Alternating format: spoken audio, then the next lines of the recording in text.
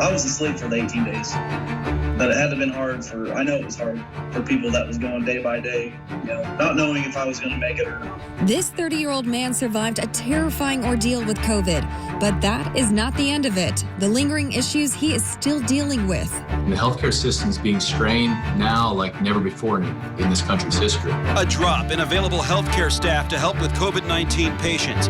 We find out how this could impact everyone, not just those dealing with the coronavirus. It's been hard. It's been slow. More businesses are reaching out to WRTV to let you know they are open as they continue to suffer at the hands of the pandemic. Their message to you. The news at 6 starts now. And good evening to you at 6 o'clock. I'm Mark Mullins. And I'm Amanda Starrentino. Some hope tonight as the pandemic continues to tighten its grip on Indiana and the rest of the country. Today, Indiana State Health Commissioner Dr. Christina Bach said the state is preparing to receive supplies of vaccine as early as mid-December. A reminder, both Pfizer and Moderna have applied for emergency use authorizations for their respective vaccines. The FDA has not yet approved their requests, but the agency is expected to do so possibly next week. But based on what we're hearing now from our federal partners, our hope is that we will have enough vaccine to cover frontline healthcare workers and long-term care residents by the end of December. Just last night, a CDC advisory panel took a vote on who should be first in line to get vaccinated, and I'm glad to report that its recommendation mirrors our vaccination plan. Dr. Box also says the state has sent a communication to frontline healthcare workers who are likely to have contact with COVID patients to notify them that they are in the first priority group for receiving the vaccine when it arrives. According to Dr. Box, the state will notify those in this first group about what they need to do to sign up for the vaccine. Dr. Anthony Fauci has previously said the vaccine likely won't be available to the general public until around April, May, or June. After battling the deadly virus, some COVID-19 patients have reported lingering health issues. WRTV is following up with a young survivor we highlighted during our WRTV news special, Inside the COVID Crisis. He is still dealing with challenges months after the virus. Our Stephanie Wade shares his story tonight. I didn't know what was going to happen. In my mind, if I were to fall asleep, I wasn't going to wake back up. Back in April, 30-year-old CJ Fields just thought he had a sinus infection. The whole process, I never thought I had it. Did you know my age? I never had underlying health issues, nothing. Then came the high fever and shortness of breath to the point he needed to go to the hospital. Because I basically was just gasping for air at that point. It turned out to be the coronavirus. He was put on a ventilator for 18 days and an ECMO machine because his lungs weren't recovering. To me, that's scary, knowing that virus just did that to me when I had no issues prior. After spending about a month in the hospital, he recovered from COVID-19. But in the days to follow, it was a struggle. I remember waking up and they actually came to help me use the restroom. I couldn't even walk. I'm 30 years old. Fields had to regain strength in his legs. That was my main goal when I came home, was to walk further than what I walked the day before. And now, as a side effect from the virus, according to his doctor, he's been diagnosed with tachycardia. Where my heart rate stays over 100. That's just sitting down, my heart will just go up to like 130. I'm not even doing nothing. I've also have high blood pressure now due to having COVID. Other COVID-19 patients have reported similar lingering health issues like difficulty sleeping, breathing, fatigue, body pain, and cognitive problems months after recovery. My mind is like, why me? Like, why my age? And just why all of a sudden this thing attacks me the way it did when even older people, even with issues, don't have it as bad. I don't know, it just floors my mind because it's like, what happens if I get it again? Am I going to go down the same road? I mean, they can't, no one can answer that right now. Seemingly healthy young people having lasting effects.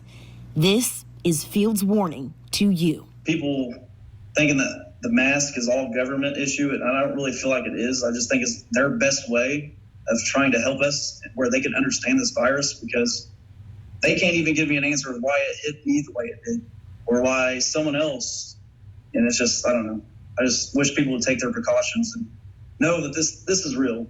Stephanie Wade, WRTV. Several hospitals in central Indiana are having to divert emergency patients at times as they reach capacity. It's happened at Community Health and Franciscan Health in Marion County, and most recently at Johnson Memorial Health in Franklin. WRTV's Megan Sanctorum found out the biggest challenge these hospitals often face is not bed space, but healthy and available staff members to care for patients. The men and women working inside Johnson Memorial Health are doing everything they can to care for patients, but leaders here say they're being stretched thin.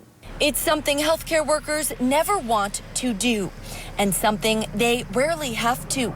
But Tuesday night, Johnson Memorial Health was just one of several hospitals that had to divert emergency patients. We just literally could not take care of any more patients. Dr. David Dunkel is the president and CEO of Johnson Memorial. He says twice recently the hospital hit capacity, but not in the way you might think. I will never run out of beds. I will run out of staff, and we're really seeing that right now. Last night, we didn't go on diversion because of beds. We went on diversion because we didn't have the staff to take care of those patients. He says they have more than 20 staff members out due to COVID-19. It's the highest number they've seen. It's scary to think that you don't have enough staff, and you call, you try to incentivize, but again, people can only work so much, and there's only so many people out there with the potential to work. The shortage isn't unique to Johnson Memorial, and it's not new to the pandemic. It really just exacerbated a problem that already exists. The Emergency Nurses Association president-elect tells us some healthcare workers across the state haven't had a day off in weeks, and they're dealing with burnout as well.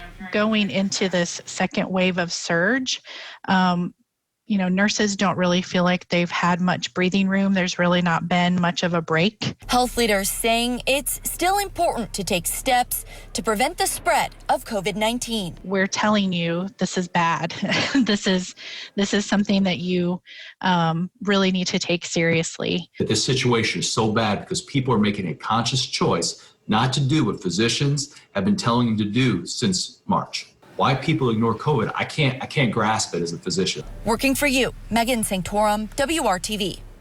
The pandemic strain on hospitals does not just impact COVID-19 patients. Health leaders say they typically see an increase in hospitalizations during the winter months, and they want to be able to provide the best care for anyone and everyone who needs it. As there is a drop in healthcare staff to deal with COVID patients in some counties, the state continues to report thousands of additional cases and dozens of additional deaths every day. Today, the Indiana Department of Health confirms 91 additional COVID-related deaths. A total of 5,688 Hoosiers have now died with the coronavirus. Data from the Department of Health also shows 6,655 additional coronavirus cases. Since the pandemic began, 350,970 people in Indiana have been diagnosed with COVID-19. A mission of ours at WRTV is to highlight businesses that are open to you in our We're Open Indy segments. And we are receiving a lot of response to the series of stories our reporters told last night on the news at 6, showing the struggles many businesses are having just to survive through this pandemic. And even if you don't realize it, the health of our local stores and restaurants has a direct impact on everyone. And that's why tonight we are bringing more on our local business owners and their fight to stay open.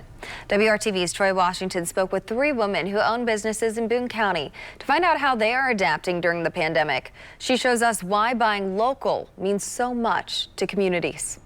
When you buy local, you're supporting the community as a whole. You're supporting somebody's dream. This was a manifestation of so many ideas that pulled together for me. Kelly Petrosky owns the Green Apple in downtown Zionsville. She's been in business for 8 years now. For me, it's my livelihood. It's my passion. I absolutely love not only just the atmosphere and the apparel that I sell, but it is my lifestyle. I do go work out. Then I am a mom. Then I do work. So what I sell is specific to that on-the-go person. Her shop is persevering, but she says this year has been the toughest. She's moved a lot of merchandise online and started to bring personal styling boxes to customer doorsteps just to adapt to the times. Speaking of adjusting. When it was prom season, I was devastated because I was like, oh my God, this is where almost 80% of my business is, because everybody wants a prom gown and everybody wants to be the belle of the ball.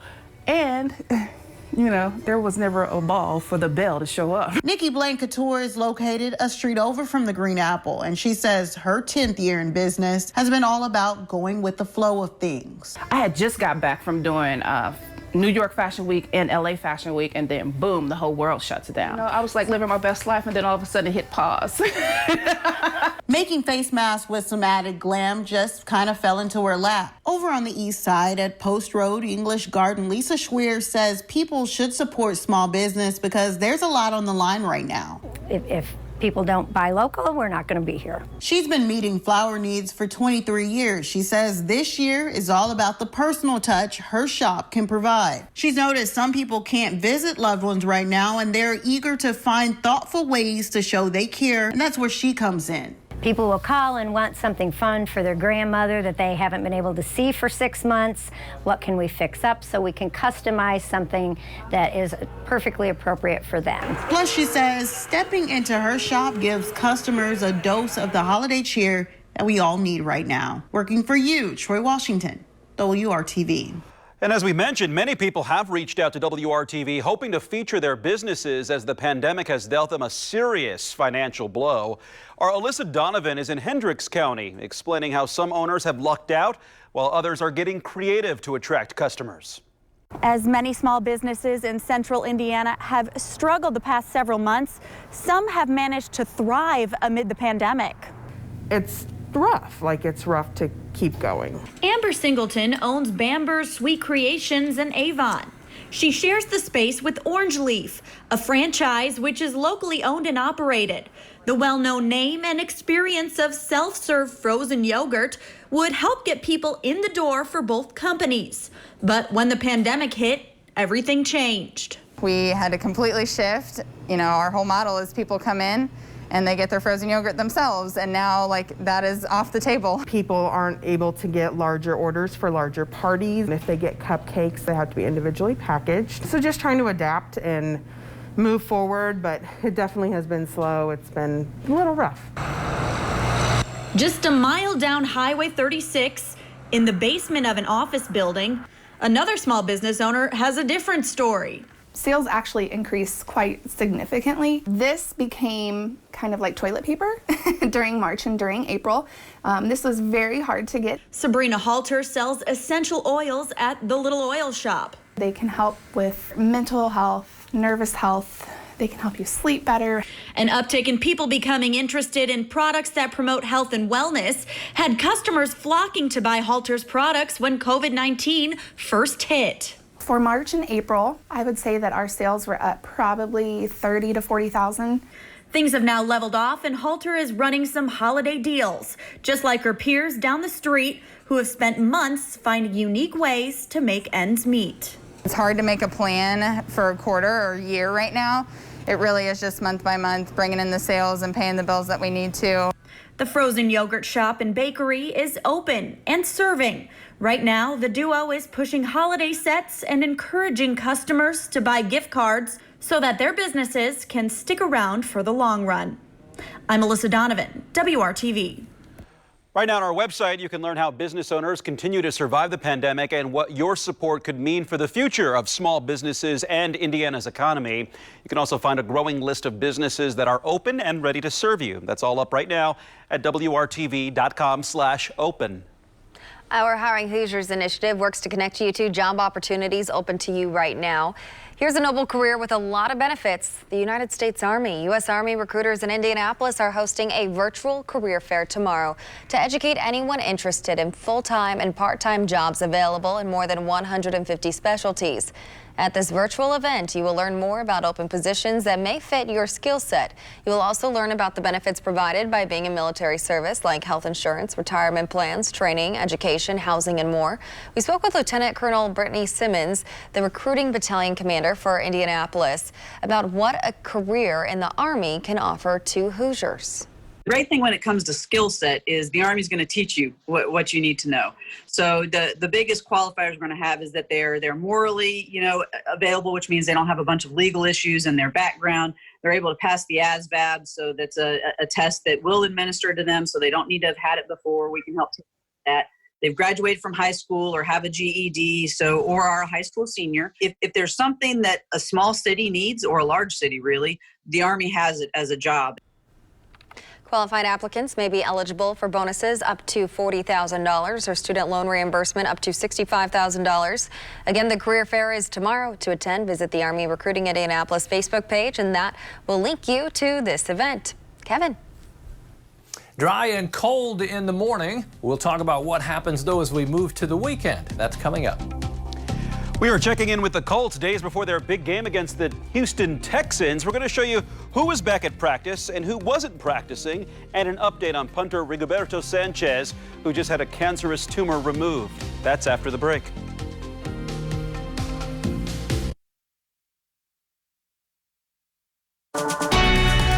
From the station working for you, this is WRTV News at 6, streaming now. Lots of sunshine today. That was important because we started at 19 degrees this morning, coldest morning so far this fall. City lights have taken over. The sun set at 5:21. Temperatures jumped all the way into the 40s for afternoon highs, back down to 38 in Indy, 37 in Muncie. Kokomo and Howard County, the cool spot right now at 32. Okay, high pressure is keeping our skies clear and wind light. Notice to the south and west, that weather system is being held back by the area of high pressure. I'll put this in motion, forecast now into Friday, and you'll see how the weather system should stay south of the Ohio River. We'll see more cloud cover during the day tomorrow, maybe a little bit on Friday as well.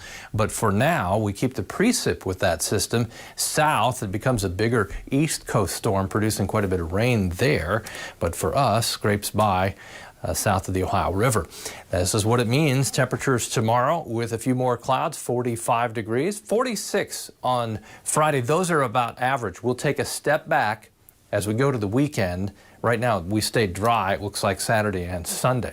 Metro area temperatures, 36 in New Pal. Martinsville's at 36. Temperatures a little cooler in Zionsville and also Fishers. Temperatures statewide from north to south, about a 5-degree temperature range. That's really it. Gary and Fort Wayne at 36. 41 in Evansville. Tomorrow morning, it's still cold, don't get me wrong, just not as cold as we were this morning. Temperatures in the lower to middle 20s, and what cloud cover we have should be high thin clouds, cirrus clouds made of ice crystals. Doesn't do a whole lot to hold the heat in. Temperatures as you go through the day tomorrow, by the time we're at noon, 40. More cloud cover, as I mentioned, especially in the southern half of the state. As you go Friday, temperature of about 46, a mixture of clouds and sunshine to end the work week. Temperatures across all of central Indiana about average for this time of the year to end the week. As we go to the weekend, a little cooler, as I mentioned. It's really a 3-day stretch, Saturday, Sunday, and Monday, where temperatures will be around 40. Most of the overnight lows in the 20s. As you look next Wednesday, we're back to 46. There are indications temperatures through the middle of the month will stay near average. No big cold blasts, no big storm systems, at least on the immediate horizon. All is calm. Mark and Amanda? Looks good.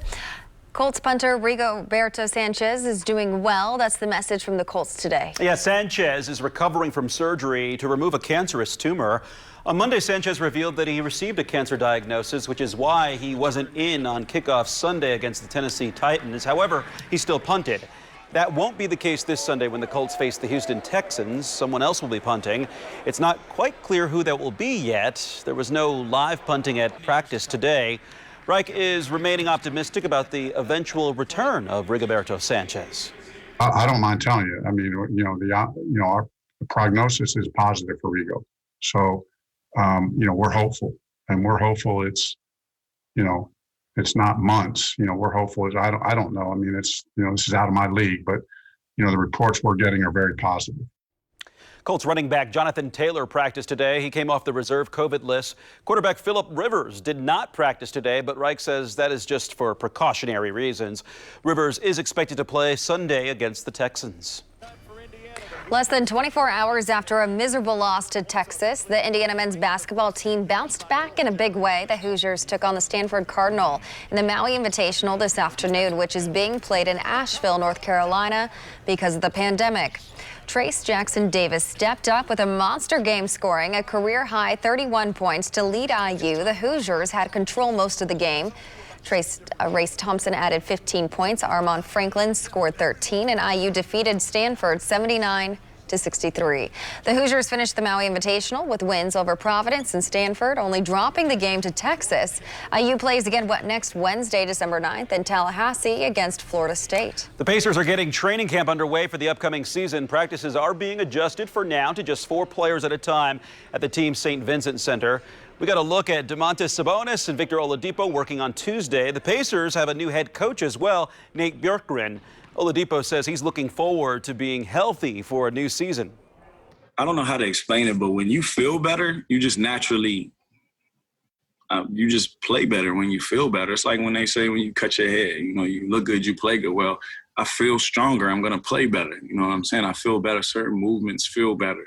It's hard to just gauge and pinpoint one thing or one variable, but everything in general just feels better. Good to hear. The Pacers will have 3 preseason games. The NBA regular season starts on December 22nd. We'll be right back after this break.